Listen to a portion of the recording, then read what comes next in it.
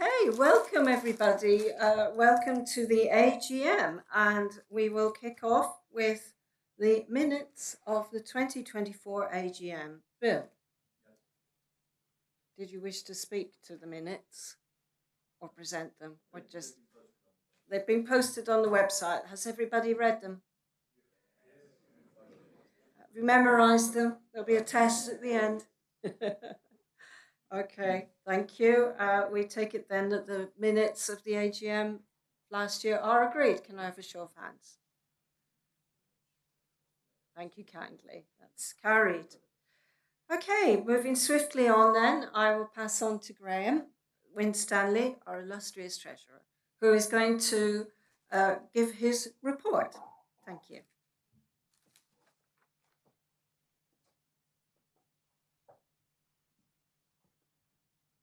So good evening, everyone. Right, let's see if I can work this. Okay, so I'm just going to run down the figures quickly for you. Now it's changed on here, on this laptop, but it hasn't changed on the display. Is it in preview? Oh, it is, isn't it? I need to play it then. Oh, all sorts of things popping up.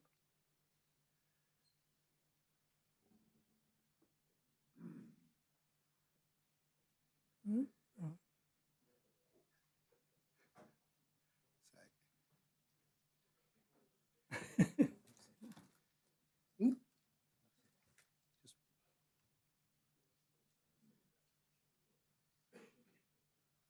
Is it not touchscreen, is it?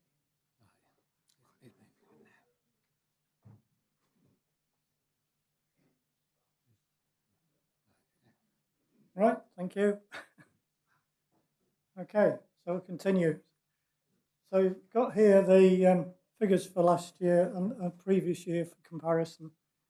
So this is the section on the income. So the previous year figures on the top line there included a legacy of approximately £20,000. Unfortunately, we don't get those every year. Well, it's probably fortunate that we haven't been losing too many members. Our income has increased modestly,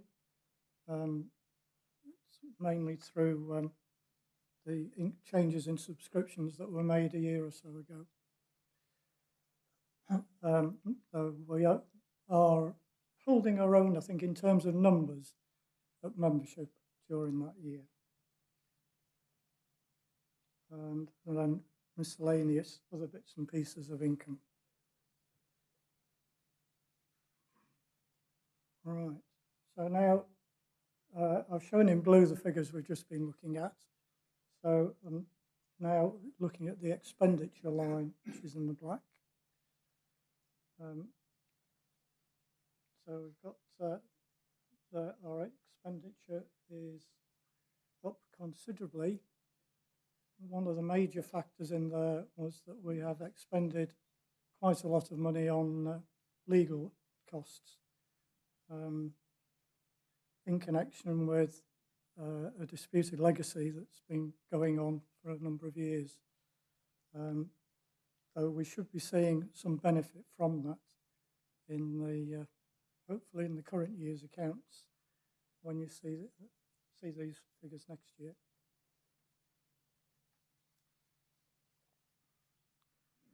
Right, then now we're down to looking at our investments. It's one of the things that we can't really budget for. You usually, when you're investing, you get the health warning that investments can go up as well as down.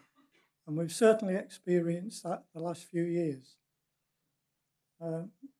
In 22-23, we had a small deficit on the investments.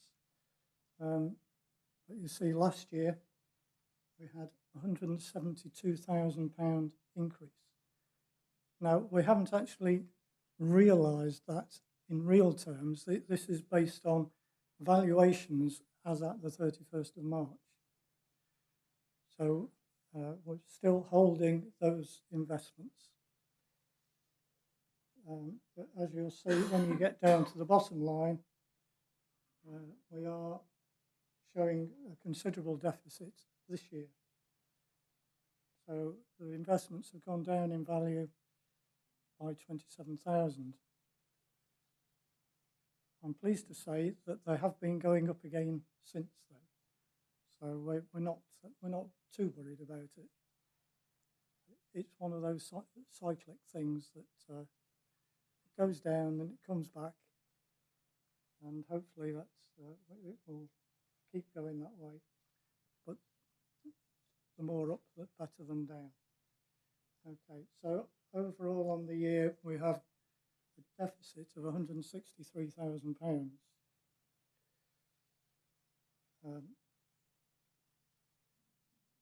So I'll just move on to the next page, and we can see what it has done to our overall funds. So we started the year at 1.647 million, and take that deficit off. So we're still in a very healthy position at almost 1.5 million in reserves.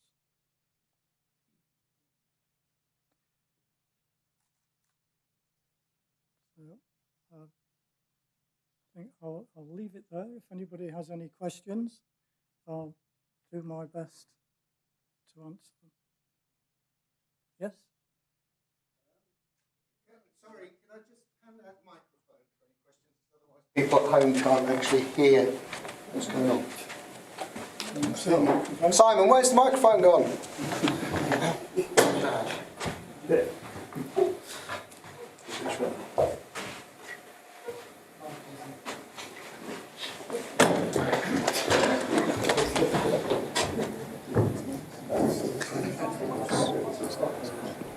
Hello. I came a little bit late, so if I'm covering ground that you've mentioned, but I don't think you are, because I have two questions. The first is on the balance sheet, where I see that the creditors due within 1 year has gone up from 26,000 to 55,000, which in relation to the annual income represents a high proportion. Is there any single item why we are slowing in paying our debts? And the second one was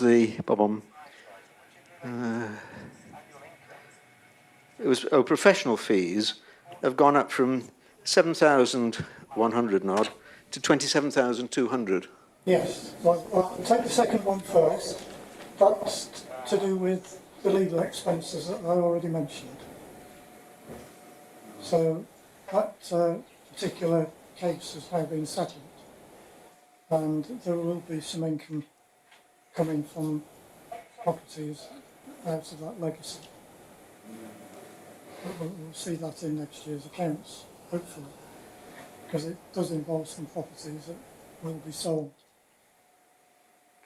The first one is not so much liabilities that's due to the increase, but we have the Winchester weekend.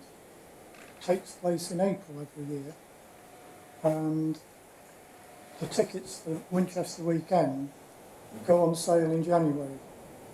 So we actually receive the money in advance for the Winchester weekend. Okay.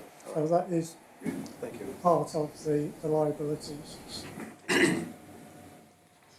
20-odd thousand pounds of those liabilities.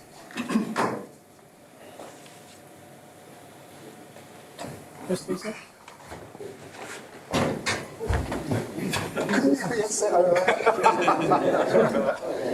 So we're the BAA is running an operating loss, isn't it?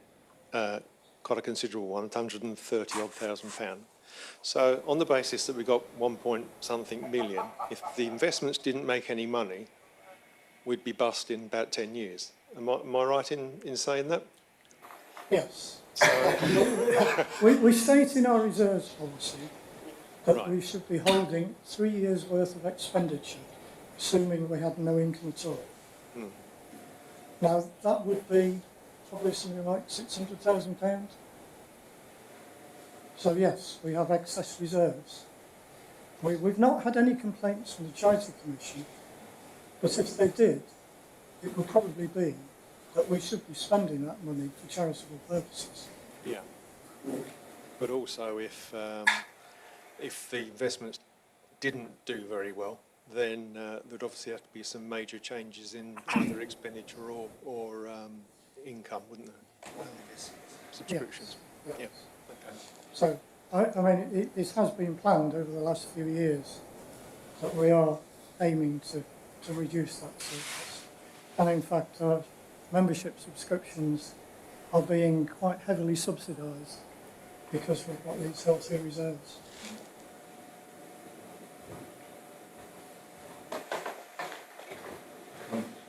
Graham, if I may, just make a point back to what Peter just said, that if the investments fail to make returns for 10 years, I think we'd have much bigger problems in the world than the BAA's financial situation. Yes, indeed. I mean, historically, it has done very well for the BAA.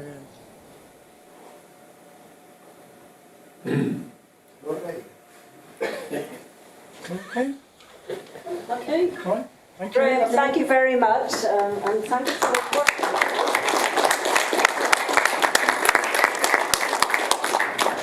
In keeping our accounts and balancing books.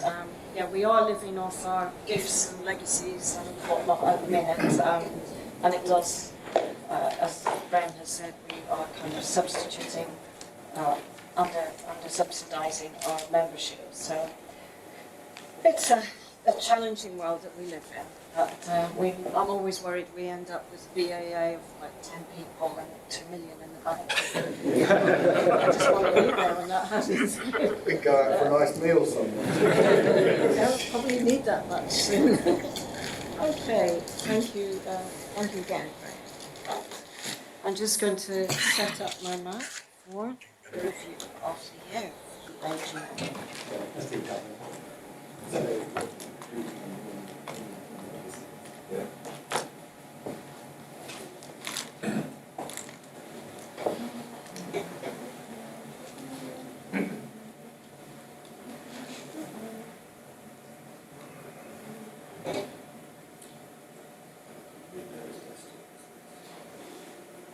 Pardon? Okay. Ladies and gentlemen, I beg your attention for the review of the year 2024 to 25. Runs from October throughout. It's been quite a wonderful year astronomy-wise. We've had T Corona Borealis not erupt. We had a very nice comet, Comet 2023. I've been rehearsing this. Shushin-chan. Just thank you. Saturn was discovered to have another 128 moons. Now, I officially recognise the IAU, so I'm very happy for Saturn and all those who look after it. And I was happy to see that my old university, Trinity College in Dublin, has been using the Atacama Large Millimeter Array in Chile and its sister, the Small Millimeter Array in Hawaii, to discover more data on planetesimal belts, which has been led to increasing our knowledge on how planets are formed and so on and so forth. That's under their Reasons project. That's just a few highlights I've picked out of a lot of astronomical things that have been happening this year. However, enough of that astronomy stuff. That's not what we're here for today. This is the more background side of how we keep the BAA running, and I ask you to bear with me while I run through this, because the most important thing of this, I think, is to thank everyone and all the contributions that they make to making the BAA the organisation that we're all proud to be members of. So first of all, let's look at how it's governed, and let me explain that. For those of you who may not be so sure, we still have Zoom meetings every month for the Board of Trustees, except for the month of August. We get a bit of a holiday, and we have one in-person meeting in autumn. That's going to happen again in November when we're having a gathering of the clan of trustees in Institute of Physics, I believe, in this lovely building again. We make a review. We find that it still works well. We did at one time have 2 face-to-faces per year, and we decided we didn't like each other enough and we'd just stick to one. I'd like to thank especially to Tim, who will be standing down, Tim Parsons. Tim Parsons would care to stand up. Thank you, Tim, for all your hard work and especially for your expertise as a lending ear and a sounding board as we dealt with the aforementioned Roy Panther dispute, which we finally resolved this year, when I don't think I could take the stress levels anymore of how much it was costing us in lawyers and so on and so forth. I clearly went into the wrong job. And I know we're going to have the result of the ballot, which of course I know. So I'm not sure if I meant to mention that or not, but because you don't know and I know, and well, I think everybody knows. Some of these things I'm never going to get my head around with the BAA. But anyhow, there will be some changes. So I welcome a few new faces to the board. Richard McKim is coming back on. And my continuing thanks to the rest that are staying. David Boyd is stepping down this year. Do stand up, David. And thank you.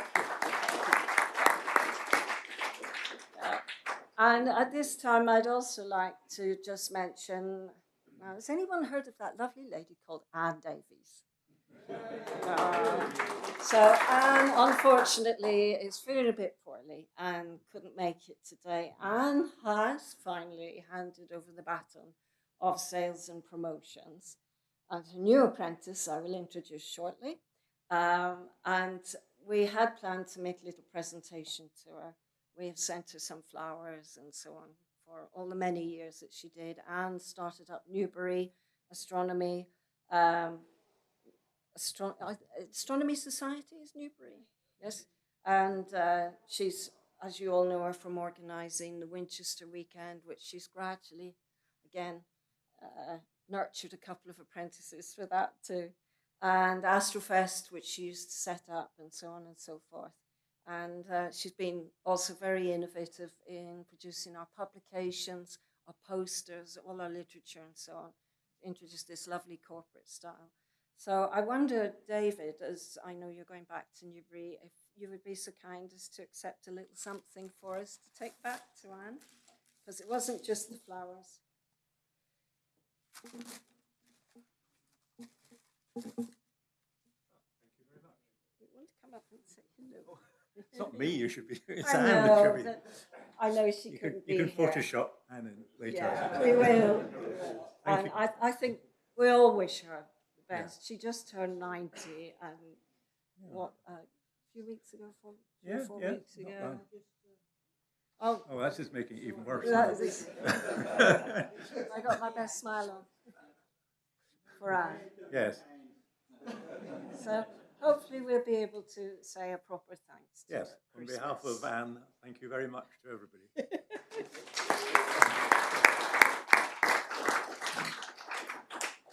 Okay, so that brings me into welcoming a few of our new post holders and section directors. One's gone missing. I've lost a photograph of here. How does that happen? I don't know. Anyhow, I welcome this year. We welcomed Steve Floodgate. Steve,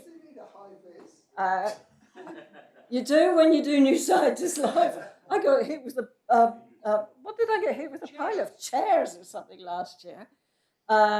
Steve's taken on the meetings, it did hurt, meeting secretary, and Hazel Collett continues as our London's meetings. He organises these meetings.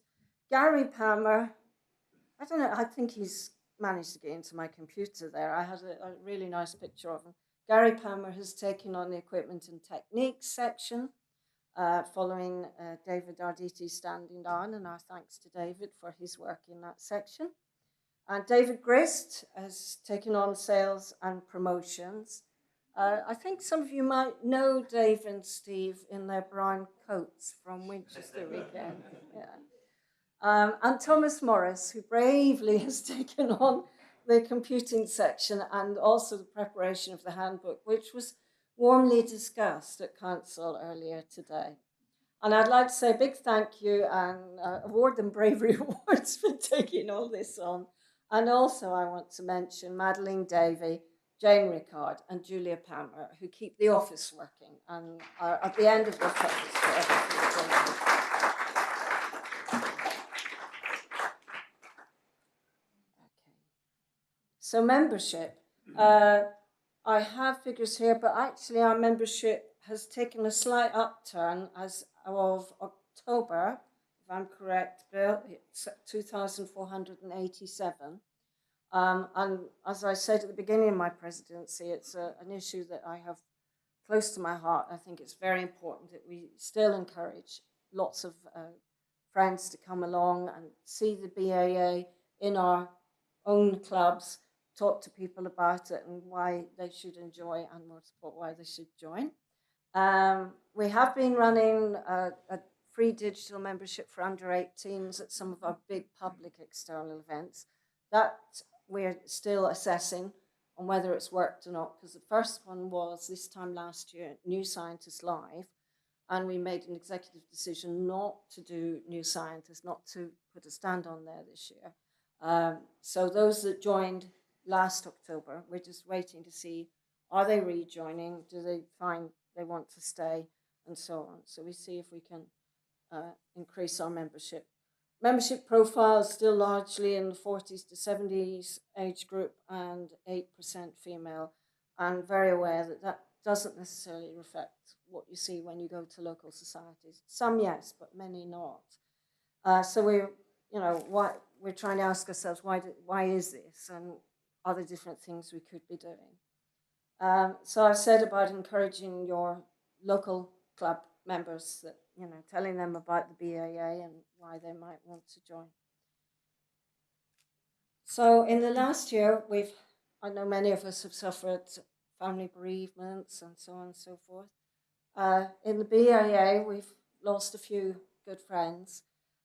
First of all, we lost Storm Dunlop. He was president in 1986-7, a renowned astronomer, a meteorologist, a lecturer, author, and translator, fluent in French, German, and Spanish. He introduced computers into the BA office, God help him, in the 70s. I'm sure that was quite difficult. He's another bird watcher, close to my heart, and a total and true polymath. His obituary appeared in the August Journal, beautifully written by his cousin Janice Cowan and Alex Pratt, with contributions from many friends in the BAA. I'd like to also mention Dr. Matthew Foreman, a friend to many of us and familiar face here at the BAA. And his last paper was published on the eclipse trip to Waxahachie, Texas, in April 2024, appeared in the October Journal. He's esteemed for his life-saving research in the pursuit of medical engineering and much admired as a programmer, activist, scientist, and manager at Eugene Health. He was a familiar, friendly face around the BAA. I know many of you know and remember him. Matthew's memory will live on in the foundation set up under his name by his endocrinologist, and that's sponsoring teaching and research into aggressive pituitary tumours. His obituary appeared in the June Journal, written by his beloved partner, Paul Abel. And then Alan Heath, I think known to probably everybody in the room, was the director of the Saturn section twice. He started in 1964. I started primary school in 19, anyhow, for 7 years, until his working career got in the way. And then he took it again in 1975 to 93. And he was the recipient of many awards, but from us in the BAA, the Walter Goodacre Medal. And his last paper was on the story of his observatory and how he built it, and that was in the December Journal, if any of you remember. He's been studying the skies since wartime blackouts, and he was 93 when he died in November last year. And he was observing right up to his last days. That's some doing, some stamina. And his obituary appeared in the April 25 journal, written fondly by Richard McKim and James Dawson. So I move on then to our publications. We've produced again under the excellent editorship of Philip Jennings and his assistant, Dr. Indira Baines.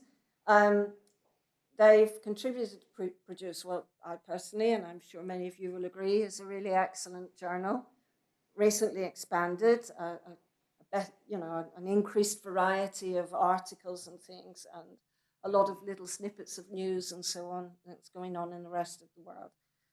It's a hard thing to balance when you've got the big commercial journals out there, and we are still our BAA journal, so we're never going to have everything and anything. So one of my favorite articles of the year was Other Total Eclipses by Stephen J. Edberg. Many of you read that one? I thought it was hilarious until I got lost in the maths and all the orbits. And now, if you're standing here, you would have seen that and so on. But it was, I thought it was really interesting. I'm not getting much response from the crowd here. Well, I thought it was interesting. And I really, it just was to illustrate how diverse the papers and articles we get contributed to the journal. And I think it makes for a fine piece of work. And I have to especially thank, of course, the poor person who has to read them all and edit and what's the word you use? Referee them, Dr. Jeremy Shears. And for his total and utter dedication as paper secretary. Thank you. And I want to thank Hazel McGee, who, past president, past journal editor, for she does the annual index that appears in the journal, and I think that must be really painstaking to do, and we'd be lost if she wasn't doing it. And it's great to see it thrive, see the journal thriving, and the activities and the affiliated societies column now coming in to showcase the works that all the clubs are doing. So the handbook continues to be produced. As I said, Thomas has taken on that burden. And but also it's the section directors that contribute to that, and the members and the editors who assist with this project. It's not an easy thing to do. It's extremely detailed. So we're looking forward to that coming out with the Christmas Journal, and Thomas was put on the rack at council this afternoon and says it will appear, fingers crossed. And I want to thank also Steve Knight, who does the newsletter, which I managed to pass on gently to him for taking on the newsletter, and he's also continuing with doing the advertising in the journal. So if you know of people that might be interested in advertising in our journal, Steve Knight is your man. The observing guides we also produce, and that's where Anne started this really nice corporate look, the purple banner, where am I going here, our BAA look, and we thank Anne for doing that, and she's currently updating the BAA observing guide, another massive piece of work. The section observing guides, they're a key product of our brand, and my thanks to all the section directors who produce those. They take a lot of work. They take a lot of work to keep them up to date. You've done it, you think, and also because I know some of them would prefer it just to be online, but it's also when you're in the other side of the outreach and sales and so on, it's good to have hard copy to sell, which then means you have to keep updating the hard copy. And sometimes they take a bit of persuading to do that, but they are doing it. And currently, we've just had the Mercury Guide updated by Chris Hooker. And many sections also produce their own newsletters, and they are continuing to do that. Some of them are doing it monthly, as you'll have seen, some annually, and that still also involves a lot of work and preparation. I must admit that the one good thing about taking on the presidency was not having to do the comment section newsletter for a few years. That was driving me bonkers. Anyhow, there are other publications I'd like to mention, and these are our one-off guides, such as the Absolute Beginner's Guide, the pull-up banners that you'll see when we appear at shows, the shell banners, that's what you can see on the back of the table there. They all have to be produced, images selected, printed and in good quality to get them, that they will stay up on the wall for a start and take the abuse of being moved from A to B to C. But they're a great way of showcasing all the stuff that the BAA do.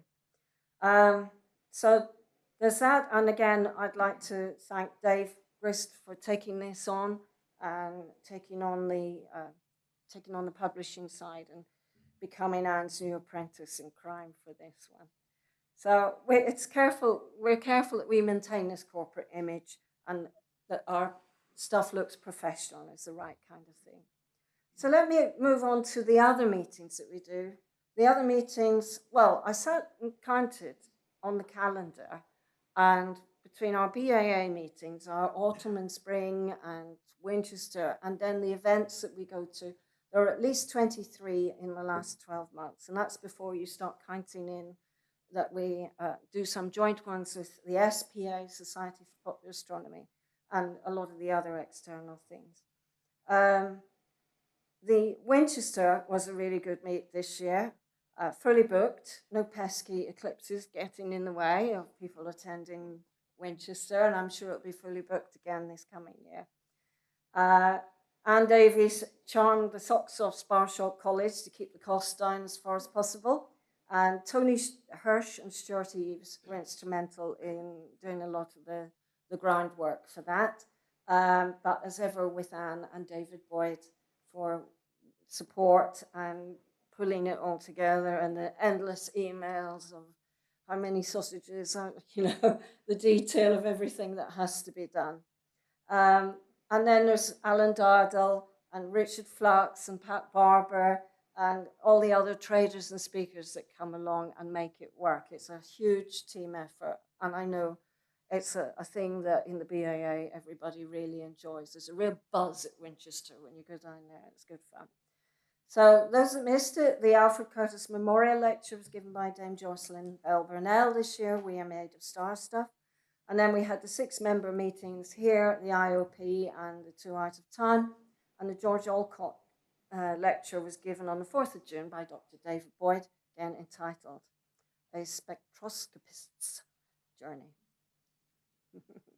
And I think that was very well received.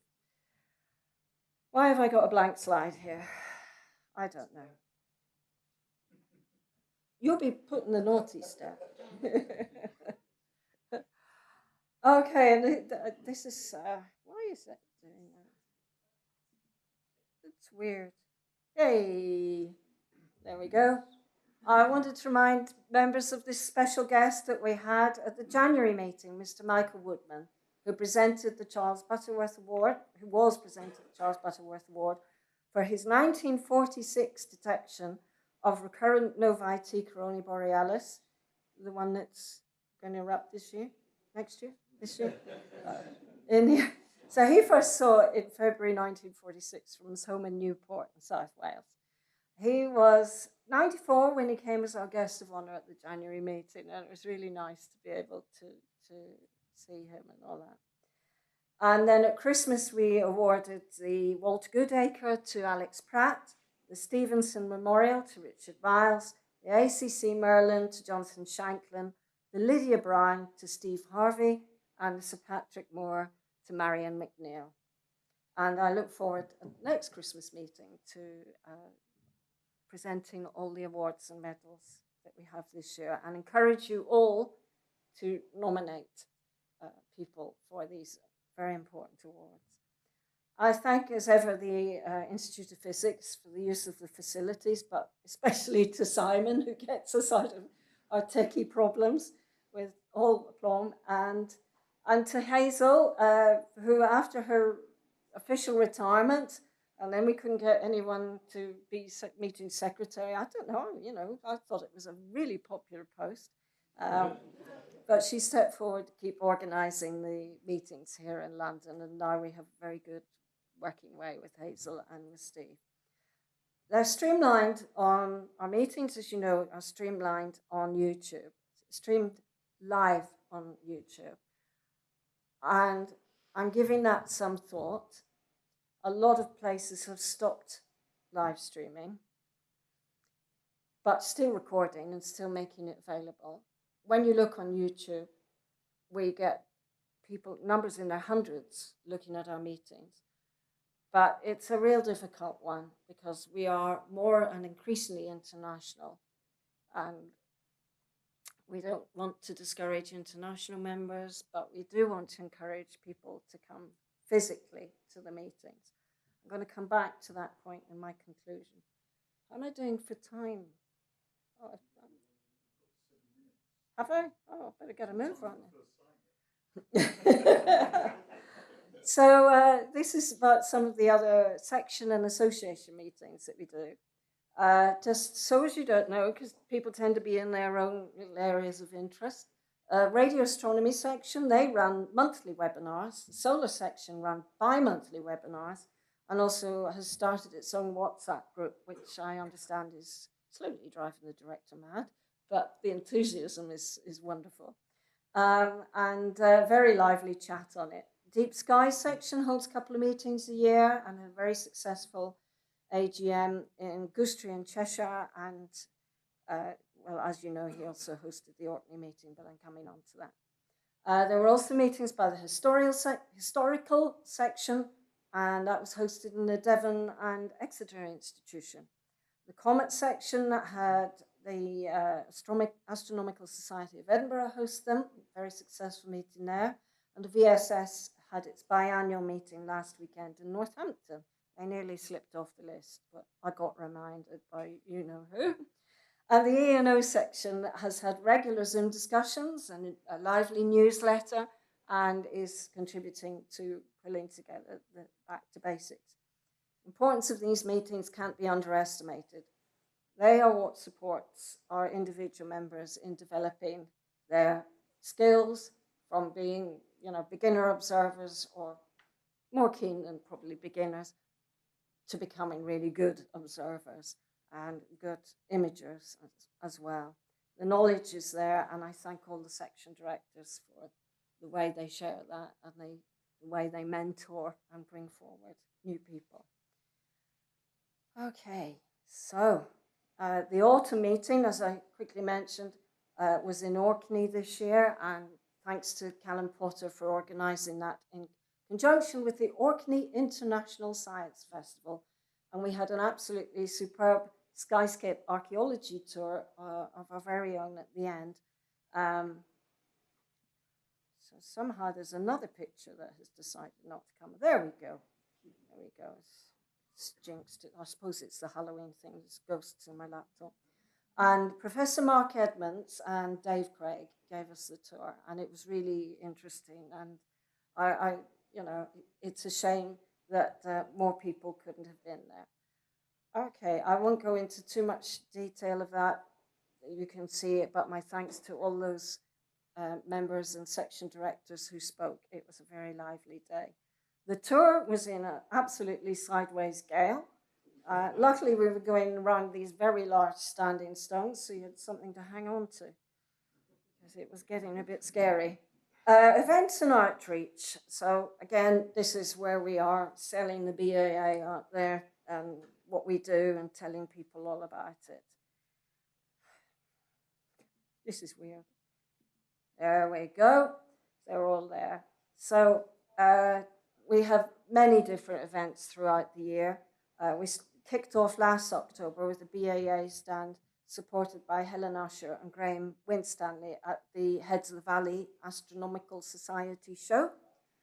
We did New Scientists Live last October. We haven't done it this October. We did it last October. And there were 27,786 people came to that last year. And the Skulls Day was terrifying. And funnily enough, there's a 54% female attendance in it, which is quite unusual for most of our astronomy. Right, I've got 3 minutes, otherwise I'm going to be excommunicated. Astrofest in February, thanks to Anne again. the Practical Astronomy show in March, thanks to Steve Floodgate for stepping in, seeing as I decided to do this job. And the Back to Basics in June with the Education and Outreach, jointly with the SPA, and hosted by Flamsteed, our friends in Flamsteed at Greenwich. And the second one in Cardiff, hosted by Cardiff Astronomical Society. And we had the first ever EU conference on radio astronomy was held in the UK, the Rutherford Appleton Labs, and Paul Hearn pulled all of that together, where they had about 80 guests, including 6 young undergrads from Canada and Croatia. So, what can I cut without missing out some of the important work that we do? I just want to say thanks for everyone that contributes to these. They do take a lot of work, and they are key in how we encourage new members and advertise the work of the BAA. I'm just going to quickly then come on to what other projects that are running. There's an archives migration project in which we're migrating our BAA archives, the digital side, onto the BAA website to make that more easily available for members when they're doing their research. And my thanks to the 2 archivists, Richard McKim and John Shooter, for that. But for the techie side, my thanks to Nick James and John Berman and Callum for making all the technical side happen. And they do explain it to me, and I try to look as if I understand. But hopefully it is working. And of course, we couldn't do it without the likes of Sheridan Williams and Martin Mobley doing an awful lot of the scanning. And we have this year had joint access now of our papers through the Crossref scheme, thanks to Philip and Jeremy and others for making that happen, so that BAA papers are now published and accessible in that bigger, wider world through their digital object identifiers, allowing other people to see the standard of the work that we produce. And more is being put onto that. Finally, we come to the website. Promise I'll only give you 2 minutes. And John Berman continues to manage the website, and that is, again, one of our shop windows. I think you all agree the importance of it, of the forum and the discussions that go on there, and the community sites. Without that, with John Shooter, Dave Ansell and Callum Potter contributing to that, Dominic Ford doing the image galleries and the work that he still contributes. And we think the gallery and the forum are important for members to show what they're doing and to have a good old Barney over the forum on what works and what doesn't. And I come back to this issue of the meetings being live streamed here, because again, I think we are the British Astronomical Association. And one part of the association is physically being all in a room where you can discuss, chat about what you're doing, see section directors, ask them personally when maybe you felt you might not write or whatever.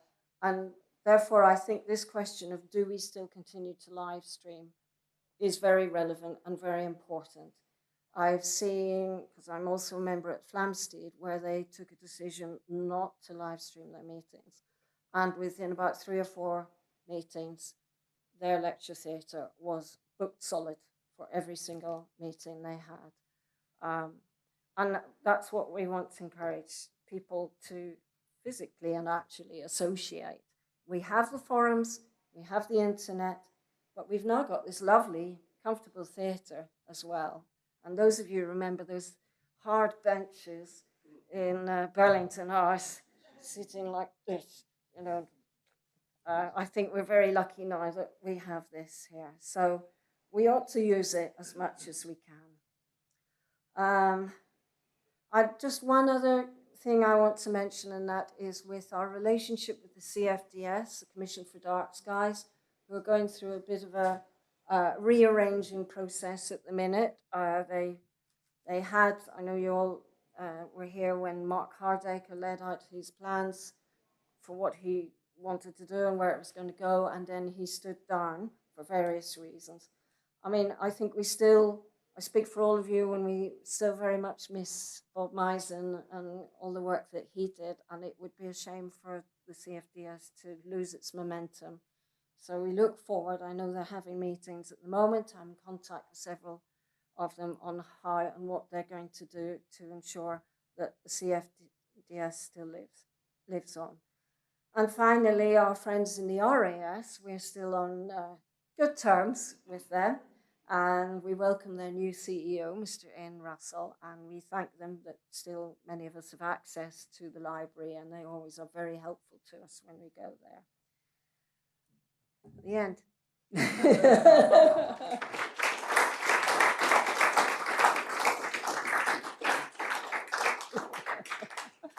So, big thank you to everybody.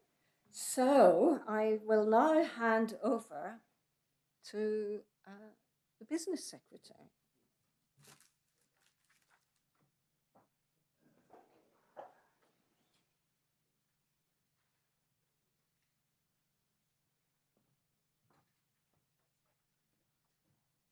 I don't think we have a slide of this. Do we?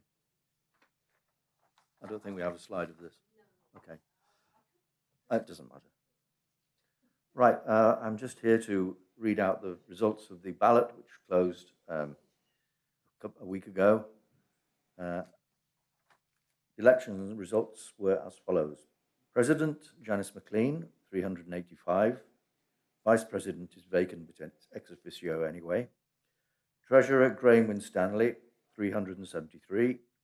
Business Secretary, Bill Tarver, 366. Paper Secretary, Jeremy Shears, 380. Meeting Secretary, Steve Floodgate, 357. Moving on to the Board of Trustees. Results were Lynn Smith, 310. Jeremy Shears, 308. Mike Frost, 305. Richard McKim, 301. John Shooter, 281. So those 5 are elected. And the 6th candidate, Steve Knight, received 114 votes. And they are carried over to the results for council, which were Bill Leatherbarrow, 327. Hazel Collett, 324. Steve Knight, a total of 309. And James Latham, 277.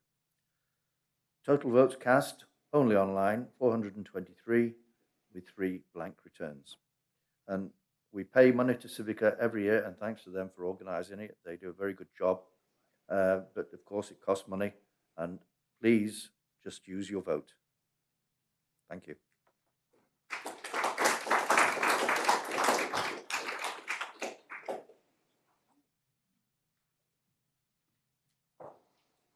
If I can just reiterate that, yes, vote early, vote often, vote a couple of times if you're from Northern Ireland. We used to do that. But I think that concludes the AGM. Am I right? Does anyone know? Are you going to tell me? Are you going to nod approvingly? Yeah. Well, that's the next bit. That's the next bit. Okay, well, thank you very much for the AGM. And if anyone wants to have a quick nature or anything, now is a good time. Nobody moved. All right. Right.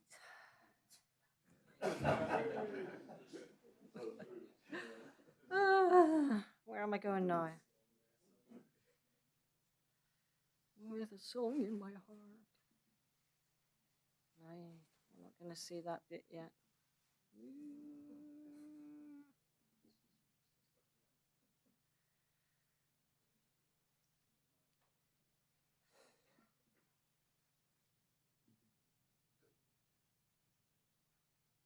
Hey. Yep. Good afternoon, good evening, ladies and gentlemen. Right. Thank you for coming, and I hope you all enjoyed the AGM. I hear it was riveting. No, the review of the year was a bit weird, but apart from that, thank you all for being here, and thank you for coming, and I hope you enjoy the evening. Have we any new members? Please put your hand up if you're a new member. Don't be shy. No?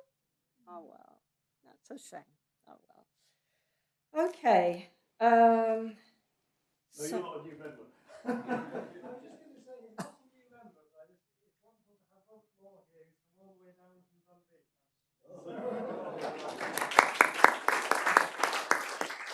You see, if you can come all the way from Dundee, if Sandra Brantingham, if you're listening, why aren't you here? You know,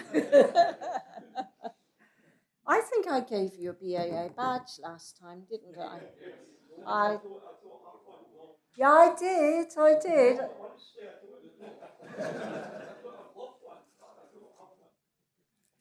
Well, for making the journey.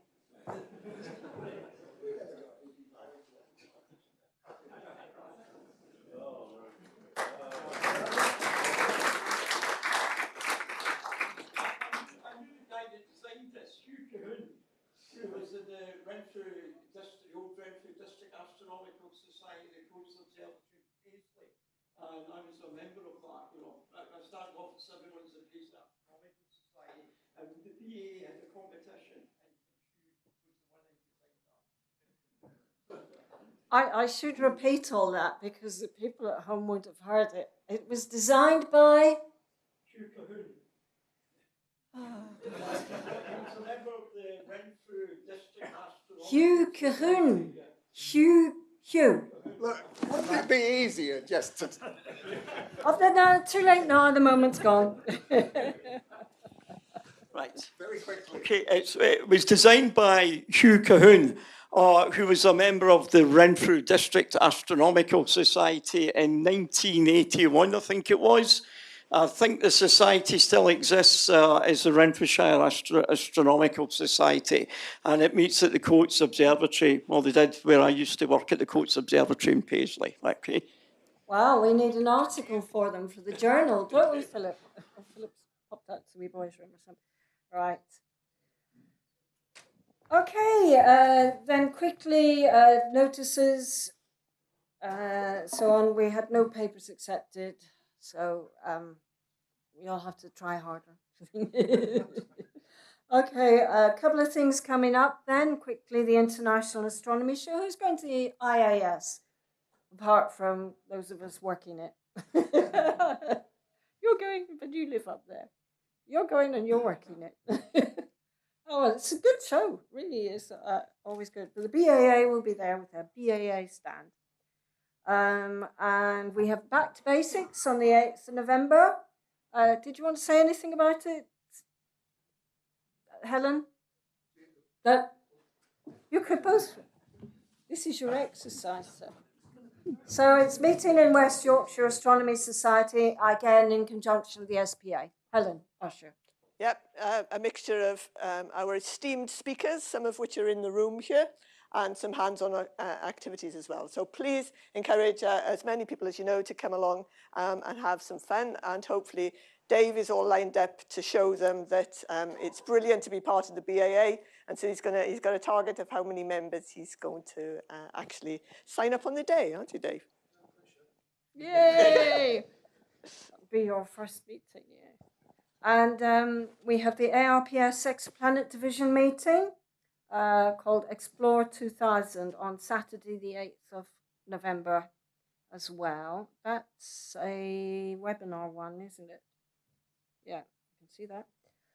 And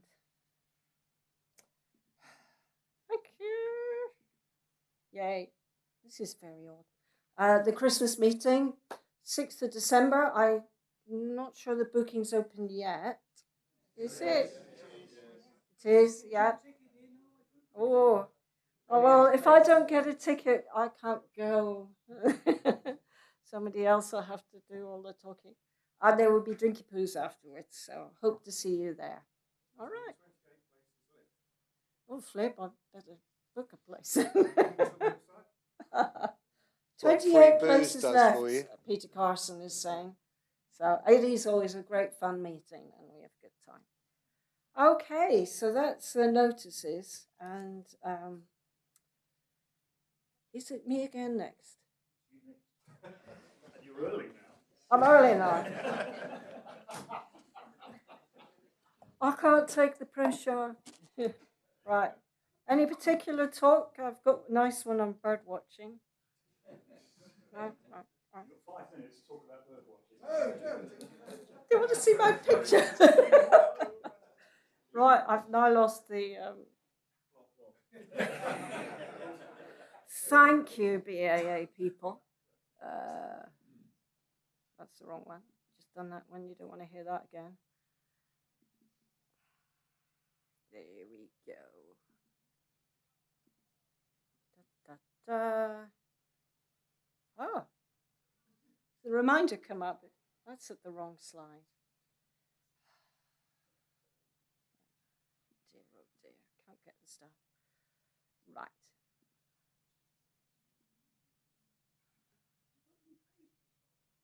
No. Don't worry. Let you off. Okay, right, ladies and gentlemen, here is my presidential address of the year, which I've been worried about since October last year. and when Dave Arditi approached me and said, "Would you like to be president?" I thought, "Oh no, I've got to think of something to talk about." I think everybody thinks that when they take it on. So I thought I'll stick with what I know best, and I have quite a lot of interest in sort of astrobiology, but also I've worked in sort of certain environments. So what I want to do today is take you on a journey through the less flashy but absolutely vital aspects of space contamination.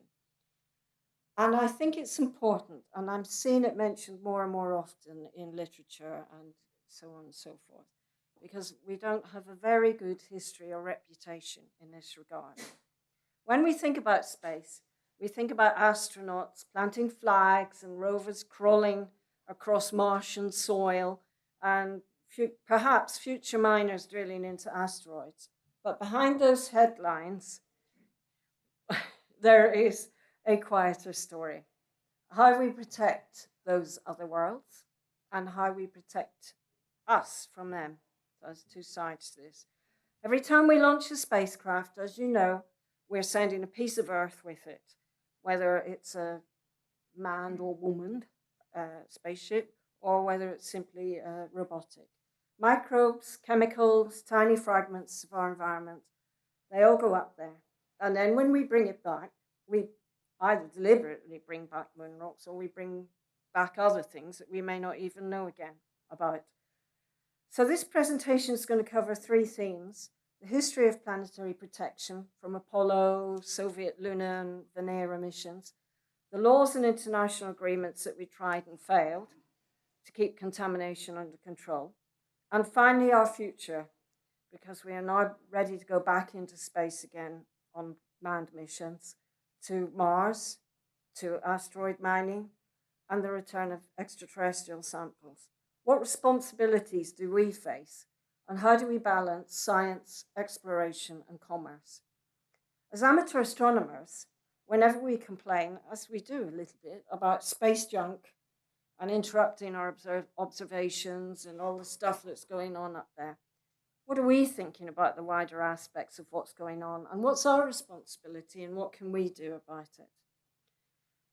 So when I started thinking about this, and it's funny, since I first did, I've seen this analogy elsewhere, so it's not just me.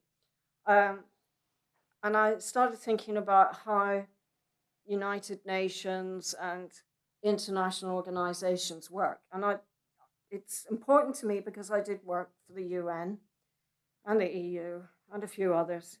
And I saw firsthand how difficult it is to get consensus, and never mind consensus of the ideas, how you then make that happen, how you enforce it.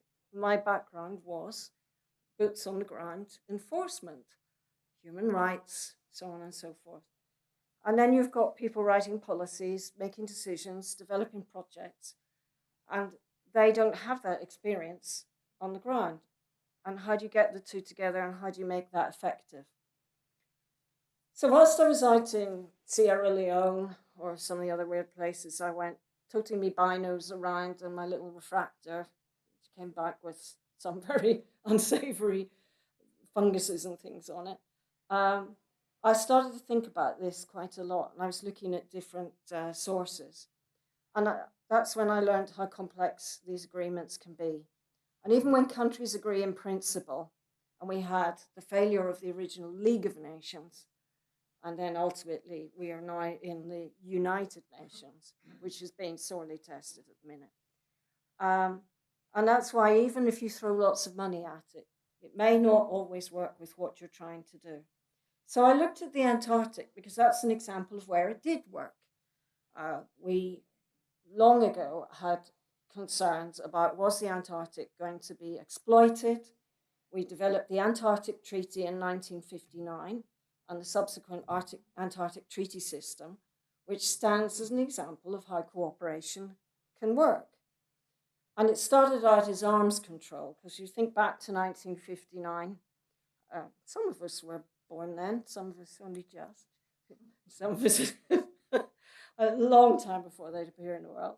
And they set up a secretariat in Buenos Aires, in Antarctic, in Argentina, for governance of the Antarctic. And the treaty was renegotiated in 1991, and that produced a Madrid Protocol on environmental protection, because people were starting to realize more and more that there were real issues here, prohibiting mining and oil exploration. I've slipped a slide, excuse me.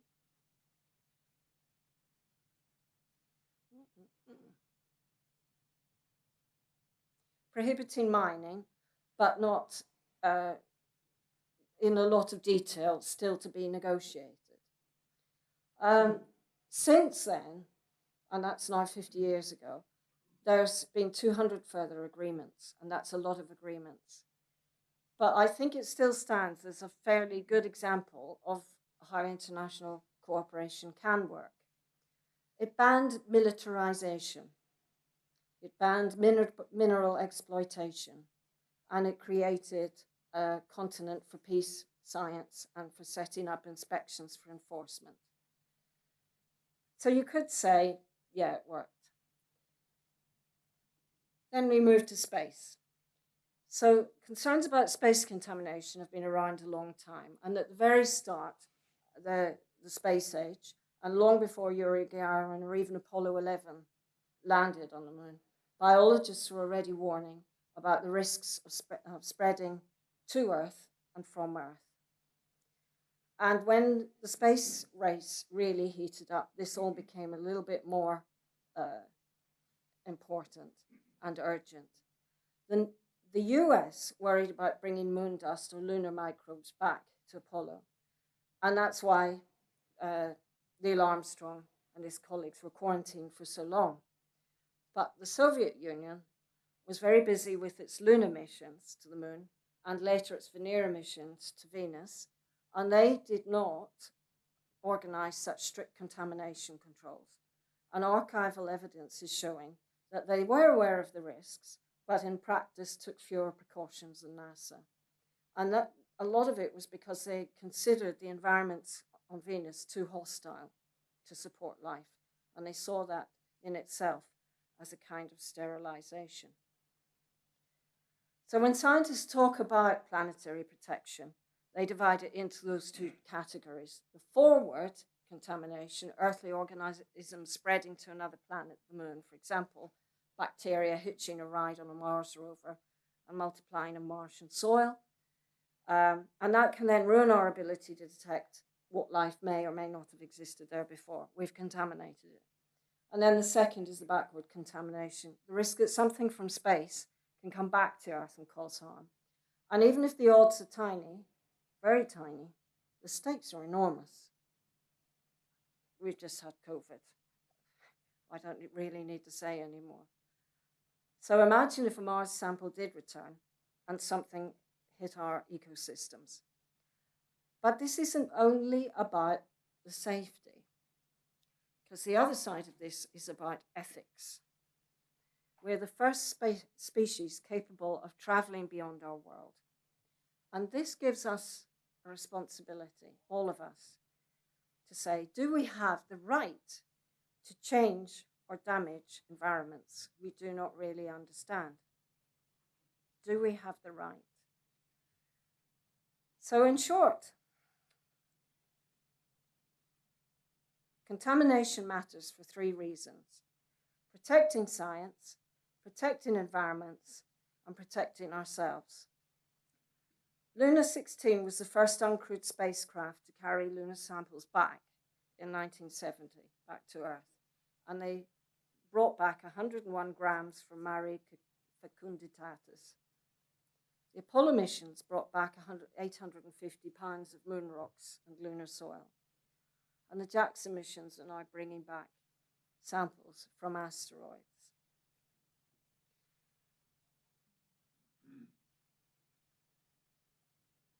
But what have we left there? Well, we've left quite a lot of things on the moon. Footprints, as they always say, take photographs, leave only footprints. Well, they did take photographs and they left footprints, but there was a few other things. And when I started researching this, I just was amazed at what we did leave. So we all know about the golf ball pinging. We've seen those pictures and those videos. Luna 2 was the first spacecraft to crash on the moon in September 59, and also Luna 25. The medals are the Order of Lenin awarded to Yuri Gagarin and Vladimir Konomarov, which were left by one of the Apollo missions in honor of the cosmonauts. And then there were 96 bags of human waste, she said delicately. Astrobiologists would like to know what survived and what's genetically mutated, because it's all still sitting there. And I read a paper, which I'll come to later, proposing a mission to analyze the organic materials. I kid thee not. And actually, I think there could be good science out of this. Analyze the materials that were left 50 years ago. And then the question is, who owns Neil Armstrong's? Anywho, so the contrast between the US and the Soviet approach, and this is really interesting. The American side, the Apollo missions built the receiving laboratory in Houston. This is a very famous picture. There's a chap there they could have taken up with them and saved a lot of problems. Every astronaut returning was placed in isolation. The lunar rocks were handled under strict clean conditions, and they spent millions, literally millions, on this. But on the Soviet side, the lunar missions returned the soil samples, but they weren't quarantined, the soil samples, nor the cosmonauts to the same degree. And they argued that the moon was barren and sterile. And they might be correct, or they might not. But their approach highlights that tension that you get when you're then trying to make international agreement on what things should be done. For Venus, the landers were essentially melted on arrival, we suppose. But the Soviets didn't see this as a problem. They said Venus, with its 450-degree surface temperatures and crushing atmosphere, was self-sterilizing. No microbe on Earth could survive there. But do we really know that? So what are the new space countries doing? What's China doing? What's Japan doing? What's all the little countries that are contributing bits and bobs here and there? We don't really know yet, do we? We're hoping they're doing the right thing.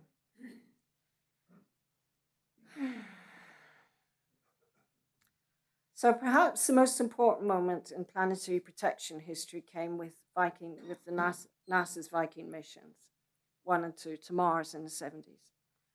And this was the first time that humans were sending spacecraft to search directly for life on another planet. They had a risk of false positives because of things we might take there. And again, the risk of accidental contamination was too high to ignore. So Viking became the most sterilized spacecraft in history. The entire spacecraft was baked in an oven at over 110 degrees Celsius for hours to kill any microbes. Every tool, every instrument was treated. It set a bar for how it should be done. But again, it came at great expense. It's still shaping policies at the minute of how we dealt with those, but how far and to what extent? So this set me off looking at the wonderful world of extremophiles, and this might start getting you itching and thinking about funny things that are going on out there. So it's still quite a new science. And what we're finding more and more in the world of astrobiology is that we actually know very little about a lot of the creatures. Stein Sigurdsson, an astrophysicist, said there are viable bacterial spores that have been found that are 40 million years old on Earth. And we know that they're hardened to radiation.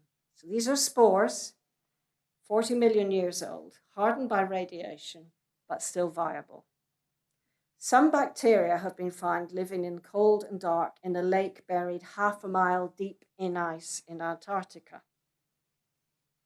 If they can do it on Earth, can they do it on the moon or Mars? And recent research carried out in extremophiles in Japan involved a variety of bacteria, including Escherichia coli and Paracoccus dentifricans, being subject to conditions of extreme gravity. Bacteria were cultivated while being rotated in an ultracentrifuge at high speeds, corresponding to 403,627 G. Bit dizzy after that. So that's 403,627 times more than on Earth. P. dentrificans was one of the bacteria which displayed not only survival, but also robust cellular growth under these conditions of hyperacceleration. And they are usually found only in cosmic environments, but we find them on Earth. And usually only found on very massive stars or in shock waves of supernovas. But analysis showed that small size of pancreatic cells is essential for successful growth under hypergravity. So the implications of some of these extremophiles and what we're only finding out how they can exist and survive, and we're only finding it out now, but we've already been to these other places and are bringing stuff back. Who knows? Who knows? So while we are worrying all about sterilization, the diplomats are working on the legal side. So I know Tim will love this bit.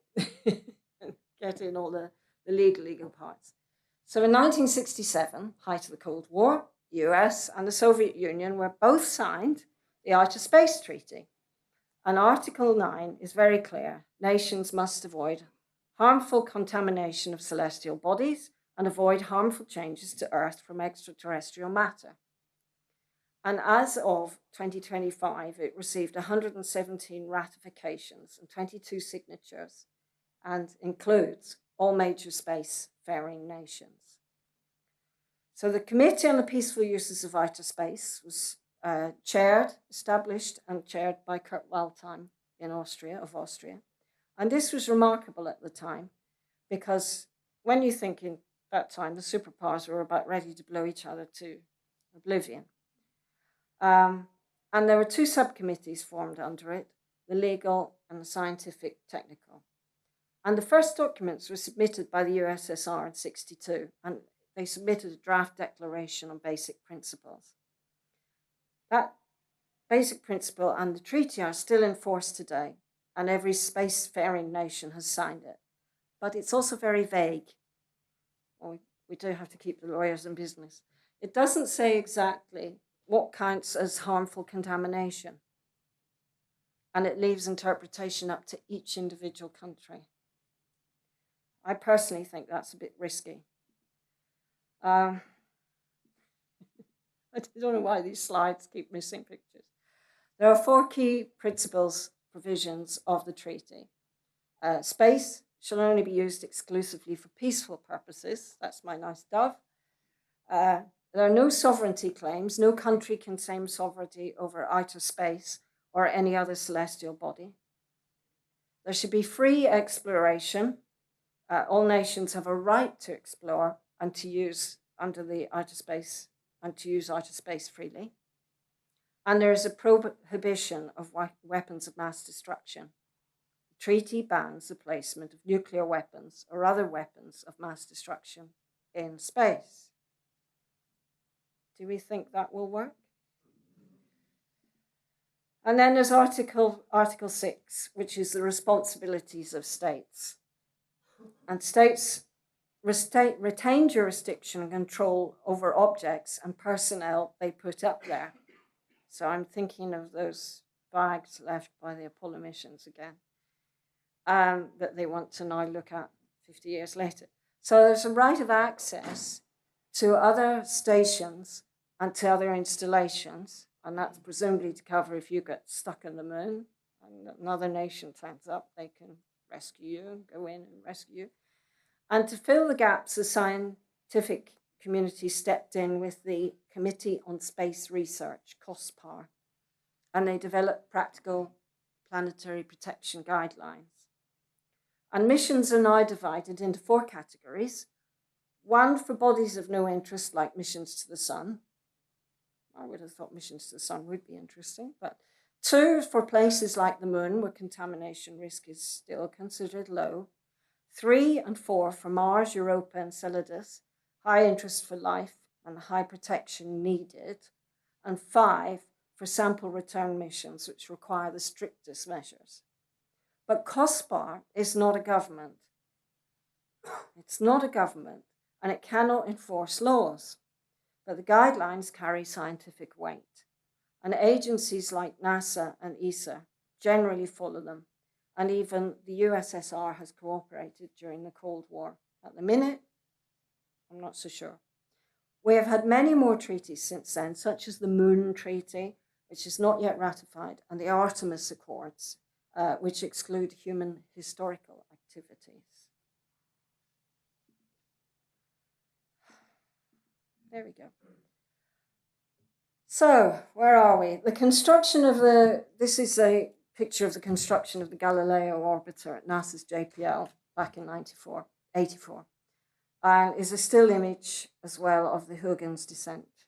Huygens, not very good at Dutch. So what I'm trying to say is these principles aren't just theoretical, but they have changed missions' decisions. And the Galileo spacecraft, when its mission ended, it didn't want to crash it into Europa. We think there might be a hidden ocean beneath it, so on. So Galileo was deliberately steered into Jupiter's atmosphere and destroyed. And that was down to this treaty. And the same thing happened with Cassini at Saturn. And Cassini was set into Saturn in a spectacular final plunge and not contaminating Enceladus or Titan.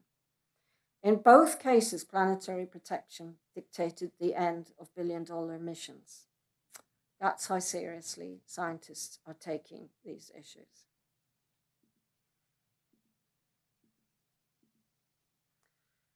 So this is the Changi 5 brought back soil and rocks in 2012. I actually like this picture because it looks as if they're all holding their heads and going boom, but hopefully not, because it landed. So the moon is now back in focus with the Artemis program, and China's Changi missions are there, and Russians planning more lunar missions. And although the moon was considered sterile, I think most of you would agree that we don't think that it is now, and that science is now showing that where there is water permanently locked in some of the shadow areas, if we contaminate those, we have basically only one chance. If we contaminate them, then we have no way of knowing, can we settle there? Can we use that water? Whatever, it's just too risky of what's in it. On Mars, if we decide to send humans, and rather than just robotics, contamination is almost unavoidable. Astronauts shed billions of microbes daily. And the challenge is to limit that contamination enough to preserve the science before we walk all over it. We face that backward contamination again. And these samples need to be quarantined under the strictest bio conditions all across the board. And each of these challenges is even bigger and more complex than we faced in the 60s or 70s. And then finally, one of the here we go. One of the most adjacent of what's going on at the minute is the asteroid mining. Neil deGrasse Tyson said, the first billionaire, trillionaire there will ever be is the person who exploits the natural resources on asteroids. I think actually we've got a trillionaire now. Is it Mr. Amazon or Mr. Anyhow, as we say. And there are now several mining startups, such as Asteroid Mining Corporation, Transaster, and Astroforge. And they've emerged in the last 10 years. And when you go and you look at their websites, be very scared. Some of them have raised already up to $40 million in venture funding. They are very slick, and the advertising on their sites, and they've got NASA logos, and they've got this, that, and the other, but they're basically a private company going up there to dig rocks and bring them back. Some are backed by investors, some with national governments, and they're planning to extract water and minerals. And this is why I use this picture, because this is seen as the next gold rush. Just put your little helmet on top of Charlie Chaplin there and in your spacesuit. So asteroid mining is raising these tough questions. What if our equipment introduces Earth microbes to the asteroids? Or does it matter? It's just a rock rolling around through space that we want to take stuff off. Most asteroids are fairly hostile to life, of course, but some of the carbon-rich ones might contain or do contain organic molecules. Altering them erases vital clues about the origin of life. And then backward contamination. What if that mined material is returned unsafely to Earth? And the ethical issues. Come back to the ethics. Are asteroids just resources? Or do we have a duty to preserve them, at least some of them, as pristine scientific archives? And this is moving much faster than you would think. So here's one of the pictures. I took a screenshot of the Astroforge advertisements, all logoed all over the place. And the problem is our legal framework isn't ready for this yet. It's way behind. The Outer Space Treaty is old. It prohibits harmful contamination, as I said, but it doesn't say anything about who owns space resources. And that ambiguity leaves a big loophole for nations and companies to act on their own.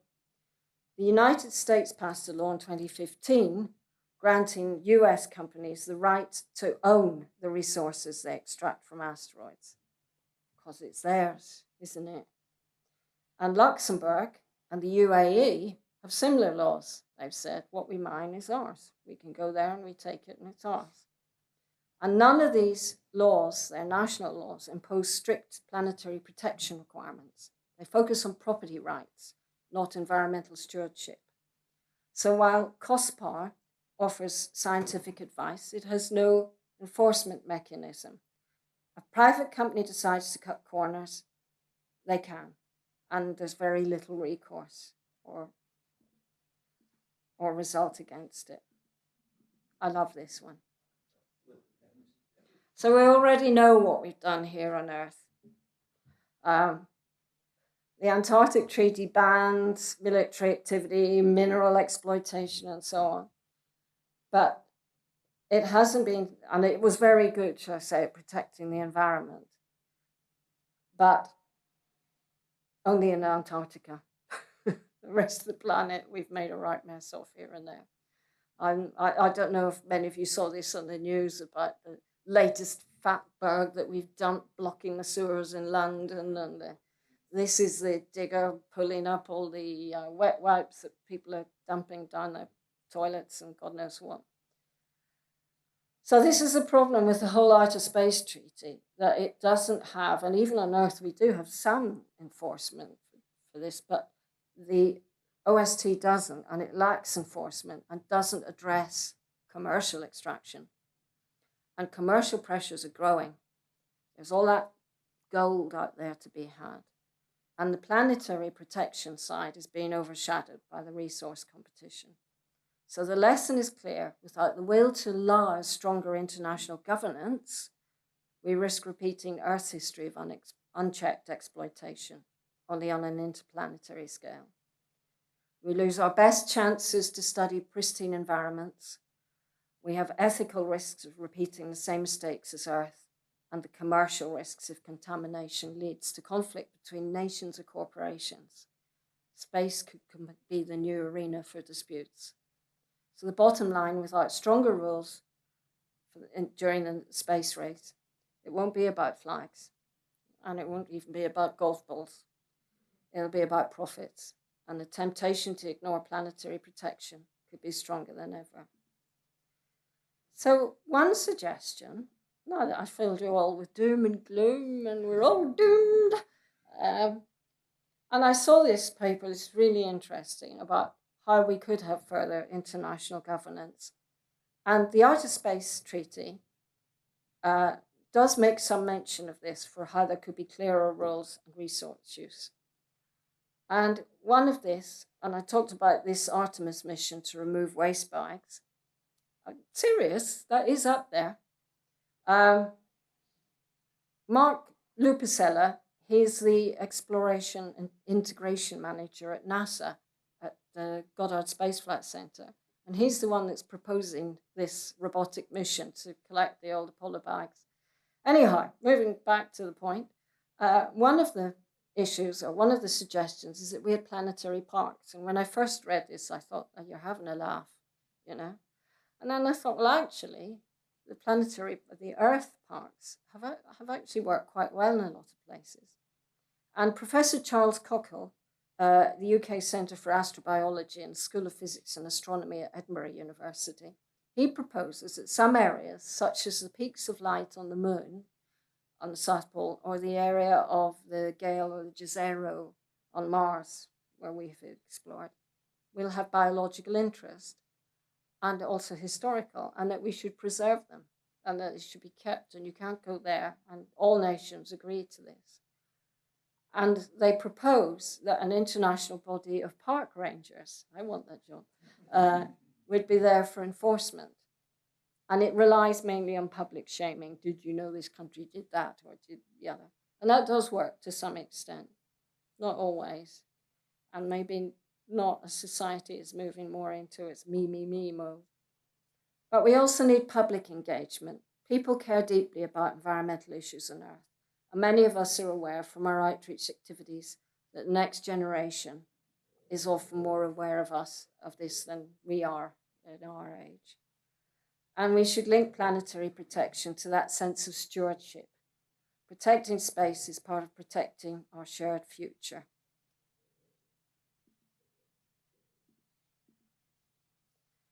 So I leave you with this picture in the end. This is Shackleton's cross in the Antarctic, on where he was buried, on not the Elephant Islands, the other one. I've forgotten the name of the island at the moment. South Georgia. We've seen how contamination concerns began in the 50s, how it shaped Apollo, Venero, Viking, and we've seen how international law has tried to keep up with it. And we've explored the challenges today of commercial mining. And our lesson is clear. Planetary protection isn't just about science, it's about responsibility. The way we treat other worlds reflects the kind of civilization that we want to be and to become.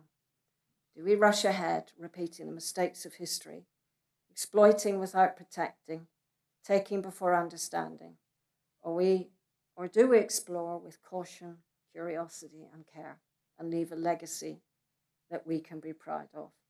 Shackleton's cross stands as a symbol of respect, endurance, and legacy. And Antarctica shows that shared values can protect a continent. Let us protect space. Thank you, ladies and gentlemen.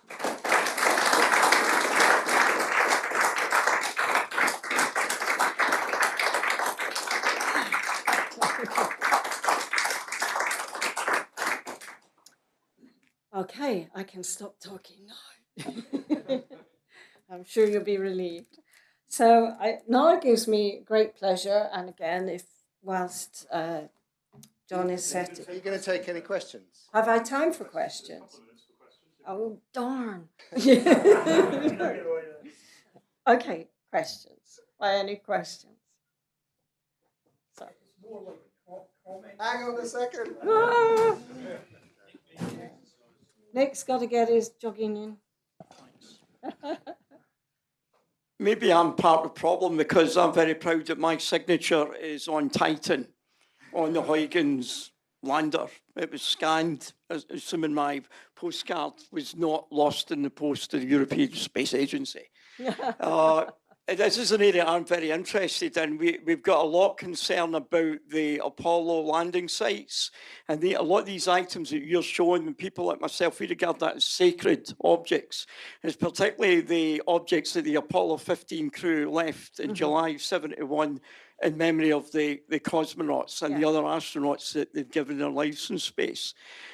I mean, there's a huge commercial future in space, a massive, and asteroid mining, unfortunately, is not as exciting as sci-fi. Unfortunately, it's not going to be astronauts drilling away. It's all going to be done robotically. And we have, unfortunately, contaminated the moon because when the Apollo 12 astronauts brought back the TV camera, they discovered that they were microbes which had survived from the Surveyor 3, I think it was. And I saw that camera in the Smithsonian in Washington. The microbes had survived on the moon, I think, for 3 years. I think you raise a couple of interesting points there, because in the first place, we are, I don't know if many of you are aware of this thing now of people wanting to scatter ashes on top of mountains and so on, and there's also going to the moon and this sort of thing happening, and it's become a problem in some of our parks. And so on the moon, we left these trinkets and whatnot, which really did we need to do that. But on the other hand, what I think, and why I particularly put that picture of the medal there, was because how it showed the respect between the scientists and the cosmonauts from the USSR and from the US that they did for each other, no matter what their nations or their presidents, for want of a better word in some cases, were saying. And so that the scientists do work together and realize this is important. So, but yeah. Sorry. We've got time for another question.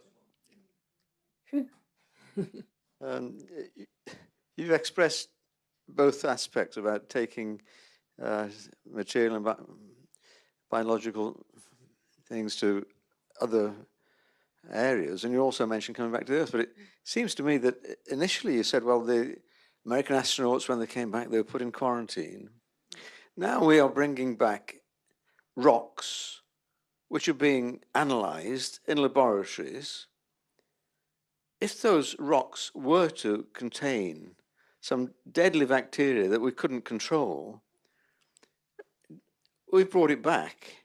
I mean, how do we get over this problem that some of the rocks that we're bringing back might actually cause tremendous harm to the Earth? Exactly.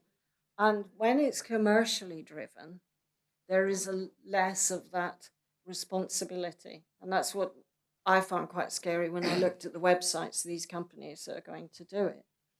And the other thing is that we are only just learning about a lot of these extremophobes and things. That, I mean, it's amazing. We would never have thought that things could survive that do survive in that number of G or in that depth of, in the Antarctic and so on. And so we need to explore that further. We need to know our astrobiology. We need to understand the extremes to which different forms of life. The more you find out, the more you think there must be life all over the universe if it can survive these kind of things, albeit bacterial life.